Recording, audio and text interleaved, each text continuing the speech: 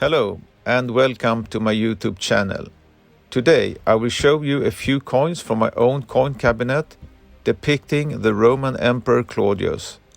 I will also use some images from the auction company Roma Numismatics in London to illustrate relationships in the Julio-Claudian family, and therefore I will take this opportunity to thank the auction company for usage of these high quality images. I will also give a detailed explanation on the coins, the inscriptions and use of motifs to give you a deeper understanding of the usage of coins as a transporter of imperial information and propaganda for the emperor. But first, I will give you a short historical background to this interesting emperor. Claudius was a Roman emperor from 41 to 54 AD. After the death of Emperor Caligula and his family at the hands of the Praetorian Guard, the future Emperor Claudius is said to have been found quivering behind a set of curtains, fearing for his own life, and named emperor by the Praetorians. Historian Cassius Dio wrote, "At first the soldiers, supposing that he was something else or perhaps had something worth taking, dragged him forth, and then, recognizing him, they hailed him emperor and conducted him to the camp. Afterwards, they together with their comrades entrusted him the supreme power." Before I give you a short story of Claudius' life, I need to show you a simplified family tree for a better understanding of the relations between the emperors. Livia had two sons, Tiberius and Drusus Sr., in her first marriage, and after the new marriage with Augustus and some extensive manipulation, possible instigator of several murders of heirs, she managed to get her son Tiberius adopted and heir to the throne. Tiberius had one son, Drusus Julius Caesar, or Drusus the Younger, by his first wife Vipsania. Drusus was born in 14 BC, and after the death of Germanicus in AD 19, who had previously been adopted by Tiberius in AD 4, he became the heir to the throne. However, life expectancy for heirs to the throne was not high, and he fell victim to the Praetorian prefect Sejanus, who poisoned him to death in AD 23. Finally, in AD 37, Tiberius's brother Drusus' grandson Caligula was named as heir to the throne. And finally, after the assassination of Caligula, his uncle Claudius was elected emperor. Claudius, or Tiberius Claudius Caesar Augustus, was born in 10 BC and died in 54 AD, was Caligula's uncle and therefore also brother to Germanicus. He had always been thought of as being dim-witted. Even his mother agreed with this assessment, which is probably the reason why some believe he remained alive as long as he did. He drooled, stammered and limped, an easy target for the cruel jokes by the ever-abusive Caligula.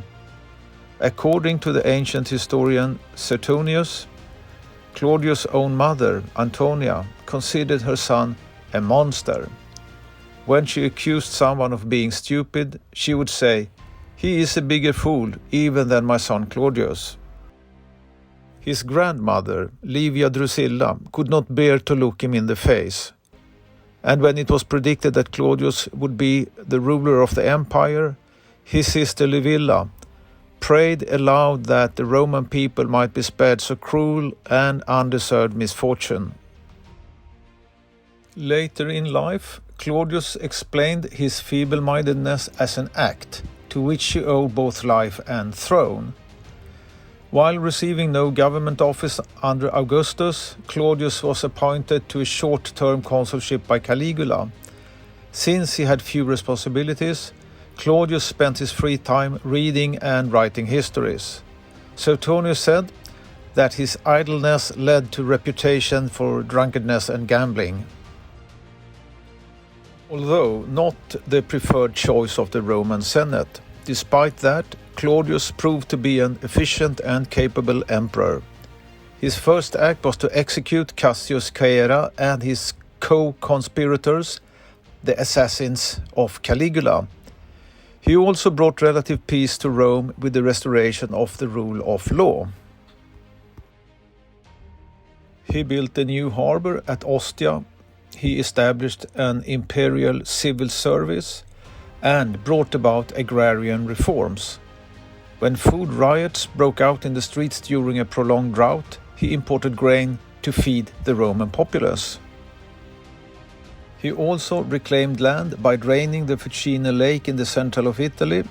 He abolished the treason trials of Caligula and expanded the empire further into the Middle East and the Balkans. Lastly, he completed the conquest of Mauritania, began by Caligula, and conquered Britain. In search for military glory, Claudius personally led his army through Gaul and across the Channel into Britain, where, with little opposition, he reduced most of the island into submission.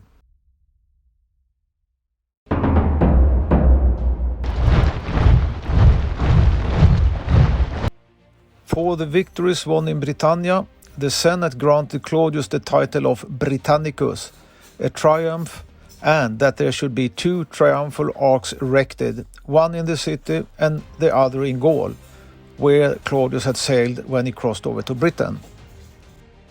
On the obverse on this magnificent gold Aureus is a strong, well-defined portrait of Claudius, and in the legend we can read all his titles in abbreviated form: T. Claude, Caesar, Avg, PM, TR, P, 6, Imp, 11. And when we read out the text in Latin, Tiberius, Claudius, Caesar, Augustus, Pontifex Maximus, Tribunica Potesta Sexta, Imperator Undicimus. And in translation, Tiberius, Claudius, Caesar, Emperor, High Priest, holder of tribunican power for the 6th time, Supreme Commander for the 11th time. On the reverse, on this propagandistic and architectural Aureus, is the triumphal arch, surmounted by an equestrian statue turned left, standing between 2 trophies. The rider holds a spear in his left hand and extends his right hand in an act of address. On top of the triumphal arch is the Latin text imprinted in abbreviated form, De Britann, and the full Latin text reads De Victus Britannis, and in translation to English, conquered the Britons. But the man whom many considered too weak to rule could also be merciless as those who ruled before him. Like his predecessors, he was paranoid, quick to anger, and did not hesitate to put supposed enemies to death. This paranoia was of course not without foundation. Although a revolt led by Scribanius, governor of Upper Illyricum, was easily put down with many of the participants being executed, ties to the conspirators led to many high-ranking officials in Rome. Claudius had 35 senators and 400 others executed or forced to commit suicide. Cassius Dio wrote, "He caused all who came near him, men and women alike, to be searched, for fear they might have a dagger, and at the banquets he was sure to have some soldiers present." His paranoia did not stop with the conspirators. Like Caligula, he had problems with the city's Jews, and to avoid further rioting, he had them all expelled from the city. Claudius had a very poor luck with women, as the proof speaks loudly, having been married 4 times.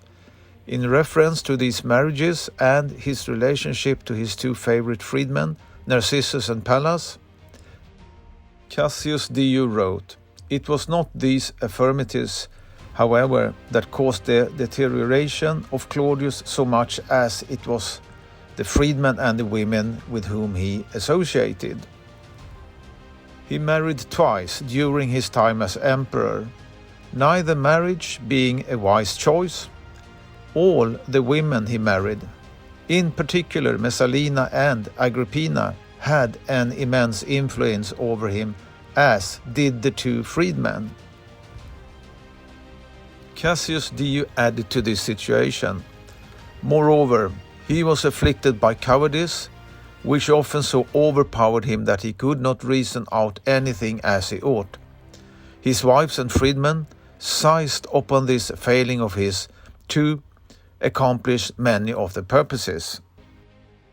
Claudius was unlucky in marriage, but his third wife, Messalina, caused him the most scandal. She was only 14 or 15 when she married the emperor, who at the time was about 50 years old. Although she bore Claudius 2 children, Claudia Octavia and Britannicus, she appears to have felt little attraction to her much older husband and was notoriously promiscuous according to ancient accounts. While the emperor was traveling to Ostia in AD 48, he was informed that Messalina had secretly taken a second husband, a senator named Gaius Celius, who was said to be the most handsome man in Rome. Claudius returned to Rome and swiftly had Celius executed, and Messalina was ordered to commit suicide. For a time, Claudius and Messalina's son Britannicus was considered his father's heir to the throne, but that all changed after his mother's downfall in AD 48. As shown in this video, all coins depicting Messalina are struck in the provinces. No imperial issues with the portrait of Messalina were ever struck. As for the small number of provincial issues that carry her portrait, only her coins of Crete and Caesarea in Cappadocia match the artistry of the imperial coinage. The next year, on New Year's Day, AD 49, Agrippina and Claudius married. This was his fourth and final marriage. Their marriage was followed by the adoption of Agrippina's son, Lucius Domitius, whose name became Nero as a result. Claudius' marriage to Agrippina was something he regretted shortly after exchanging vows, for it was also disastrous. As with those who came before him, Claudius was not to die from natural causes. Agrippina, his wife, is a prime suspect in his death, for Claudius died shortly after eating poisoned mushrooms that was given to him by his beloved wife. As his mother had wished, Nero soon ascended to the throne of the empire. A new era of depravity and corruption began. In AD 55, while dining with friends, Nero's half-brother Britannicus was poisoned and died.